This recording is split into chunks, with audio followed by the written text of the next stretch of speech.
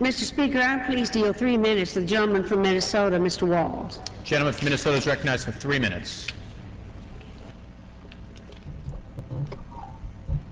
Thank you, Mr. Speaker. Today we'll begin a long overdue debate about the President's troop escalation plans and the Iraq War in general. I spoke earlier this morning and I had the opportunity to address some of the conflict between the testimony of experts and this administration's wishful thinking in regard to the escalation. What is said here on the floor of Congress, what is said by our experts, and what is said by the administration matters.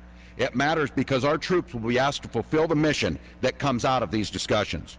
Our debate on this resolution is about far more than expressing our disapproval for the President. We offer this debate in the hopes that it will shape the mission that our soldiers are asked to carry out, one that is based on facts and reality, not blind ideology. I retired from the Army National Guard in the spring of 2005, and the unit I served with is now in Iraq. Many of these soldiers were kids that I taught in my high school classroom, that I coached on our football team. They joined my Guard unit and I trained them. We deployed together in support of Operation Enduring Freedom, and now they're deployed again to Iraq. As a 24-year veteran of the Army National Guard, I know that our soldiers are trained to fulfill the mission they are given. But having a mission that is achievable is the key to any military success. The previous Republican Congress failed to hold the administration accountable for providing a mission that could succeed, and in doing so, they failed to support our troops. Last week, I had the opportunity to speak with a field commander from the Minnesota National Guard serving in Iraq. He told me that our soldiers are performing magnificently, every minute of every hour of every day. That's not the issue at hand here. The issue at hand is providing a mission that can succeed. Mr. Speaker, when we recess for our district work period next week, I will go home and look into the eyes of the families of these soldiers.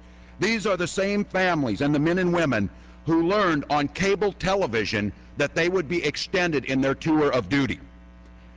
These are the same men and women who will face financial loss because many of them had planned to return to their jobs after an 18-month deployment to work in agriculture and construction businesses, and now they will be delayed in their return. They'll miss the critical season. They have been deployed for 2.5 of the last 4 years. Mr. Speaker, we can and must do better by our soldiers. The resolution we will debate today and that I am in support of is meant as a first step to giving them an achievable mission and a chance to return. Our soldiers are trained to fulfill their mission without question. We as civilian leaders have a duty to question it on their behalf. For the past 4 years, this Republican-led Congress has failed in their duty. This resolution is about this Congress standing up and saying we will achieve our duty to the same level of excellence that our soldiers have. I yield back my time.